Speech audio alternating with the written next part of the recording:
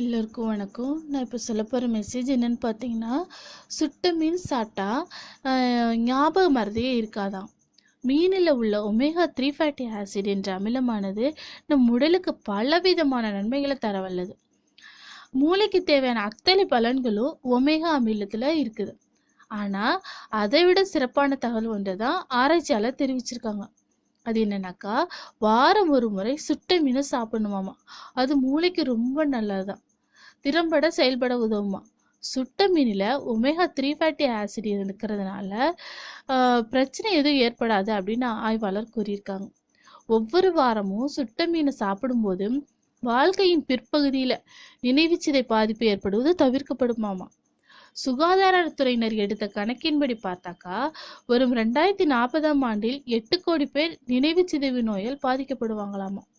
52 லட்சம் பேர் நினைவுத்திறன் இழப்பு நோயால் பாதிக்கப்படுவாங்களாம் அப்படின்னு மதிப்பிட்டிருக்காங்க. மீன்ல உள்ள ஒமேகா 3 அமிலத்தன்மை நோய் எதிர்ப்பு சக்தி கூடி மூளை பலம் அடையும் என முந்தைய ஆய்வுகளே தெரிவிக்கப்பட்டிருக்குது. தற்போது சுட்ட மீனை சாப்பிடுவதன் மூலம் இந்த மகத்துவம் மேலும் அதிகரிக்கும் அப்படின்னு கண்டறியப்பட்டிருக்கு. சரிங்களா? நாங்க சைவம், நாங்க எப்படி சுட்ட மீனை சாப்பிட முடியும் அப்படின்னு பல தரப்பினர் கேட்கலாம். மீன்ல உள்ள ஒமேகா 3 அமில சத்து போல சில வகை விதைகள், பருப்புகள், சில வகை எண்ணெய்கள்ல இந்த சத்து உள்ளது. அதை சாப்பிட்டாலும், அதாவது சோயா பொருள்கள் எல்லாம் இருக்கு. சரிங்களா? சைவர்களுக்கும் சுட்ட மீன் சாப்பிட்டதோட பலன் கிடைக்கும். சரிங்களா? இந்த மெசேஜ் உங்களுக்கு ரொம்ப யூஸ்ஃபுல்லா இருக்குன்னு நம்புறேன். பிடிச்சிருந்தா லைக் பண்ணுங்க, கமெண்ட் பண்ணுங்க, ஷேர் பண்ணுங்க.